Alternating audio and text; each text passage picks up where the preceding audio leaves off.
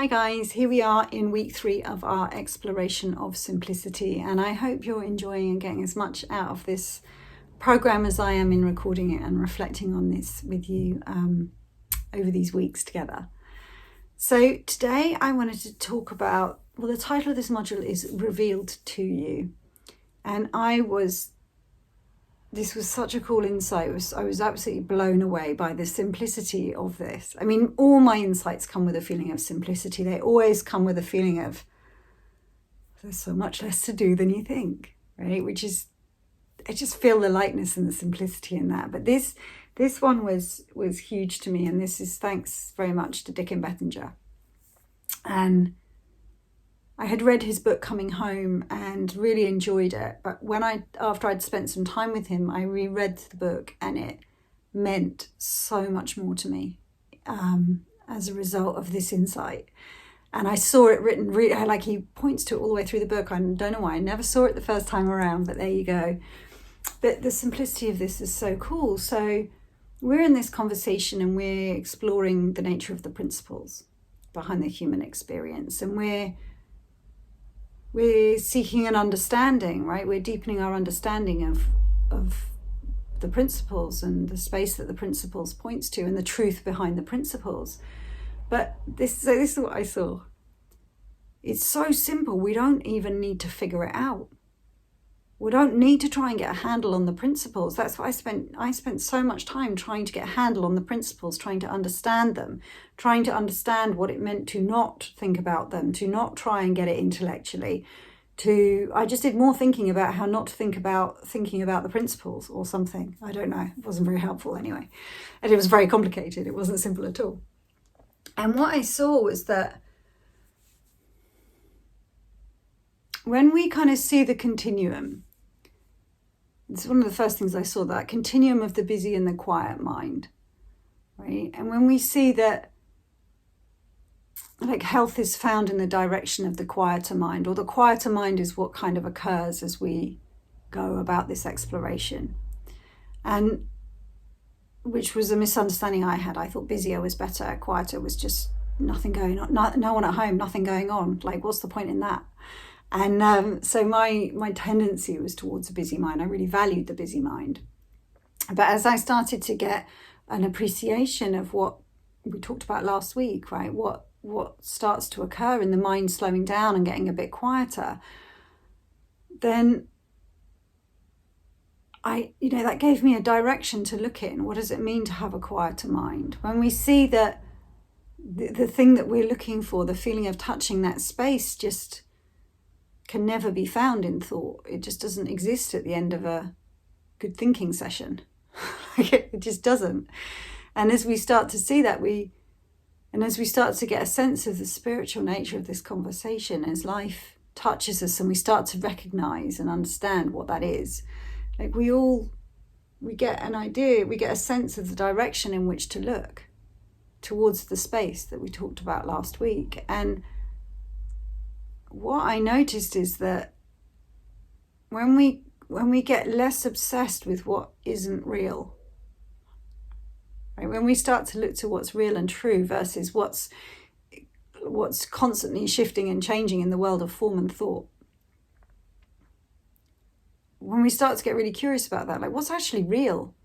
If thought isn't real, if thought just tells these ever fluctuating stories, like, if that's not real, like, what is fixed, constant, real and true? And we start to see our obsession with the unreal. It's bizarre when you think about it that way, but like, what is it that's real? And we start to get a sense of this space, a sense of the quiet. We start to notice the quiet when it shows up. That always has shown up, and now we have a fresh appreciation for it. The feeling of peace, the feeling of no thought, that has always continually showed up. It shows up between every single thought that we have. But we start to get an appreciation for the space between thoughts rather than the content of thought themselves. And when we find ourselves in that space, and for whatever reason our minds have gone quieter, the truth of the principles gets revealed to us. We don't have to go figure it out. Instead, such simplicity, we fall into a quiet space and then they show themselves to us. They teach us about themselves. They demonstrate their own truth to us in that space. The truth of the principles is revealed to us in that space. Dickens' words. We don't have to go looking for it. The minute we stop seeking and looking for it, they show themselves like they've been hiding all this time, and then when we fall into a quiet space they go, ta-da, here I am, and we can't help but notice them. So in that moment, like, we know the illusory nature of thought because it disappears. The problem we had 5 minutes ago no longer exists.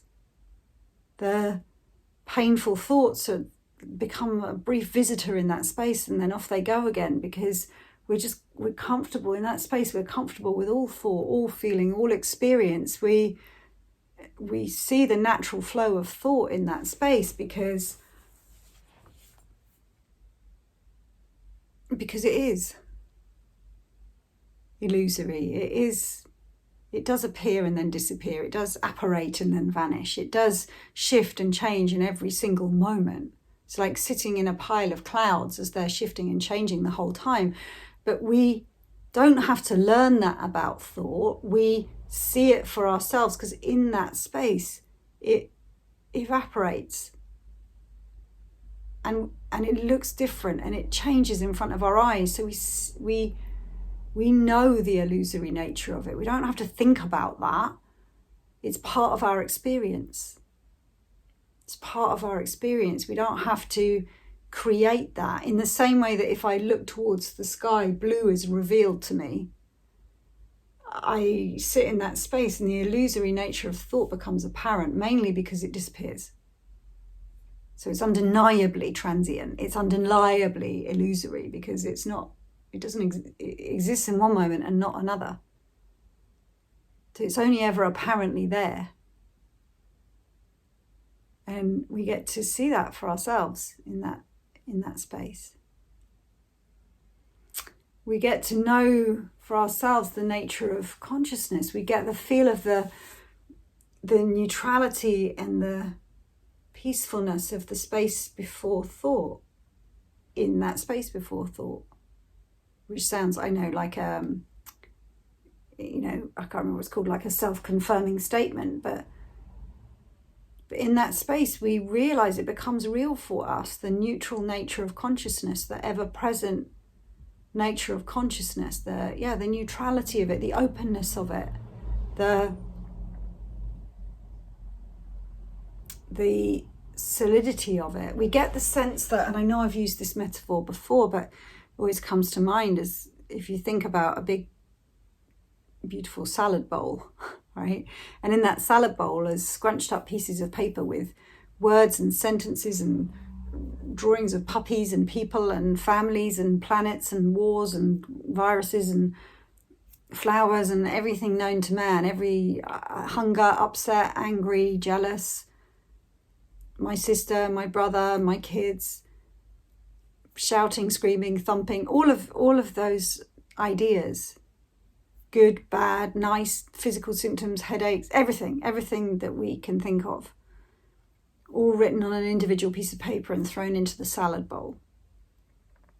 And in that space, we realize the salad bowl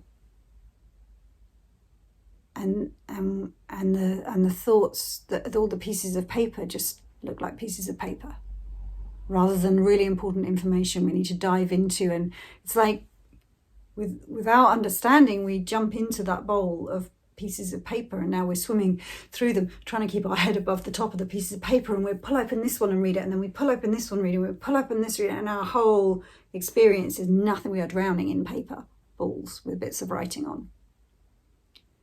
When we fall into the space before thought, we have a knowing of an experience of the bowl, the room that I talked about in last week's video, but the knowing of the neutral nature of the bowl that really doesn't mind what's written on the bits of paper inside of it.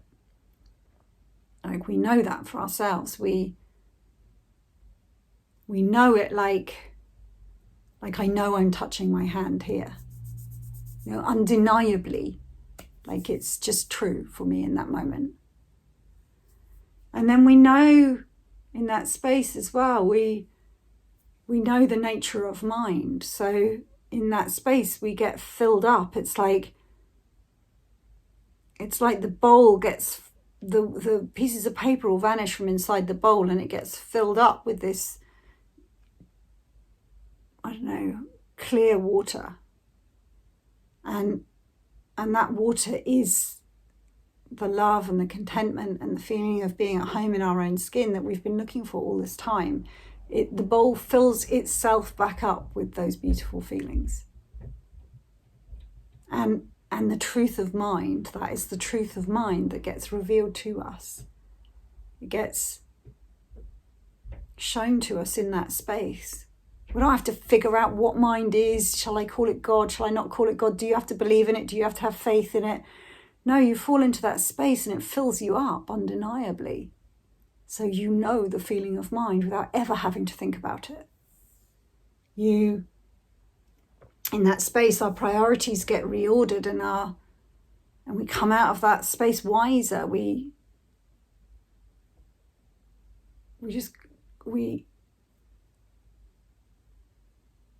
come out and we find ourselves doing different behaviors and having different priorities and seeing life differently as a result of, we find ourselves spending more time here than there. We find our attention being drawn over here rather than there. And it was nothing we did. That's the principle of mind in action, in that space, doing that for us. We didn't need to figure out how we should behave differently. We didn't have to figure out whether I should spend more time at work or at home, whether I should spend more time with these clients or these clients, whether we should go in this direction or that.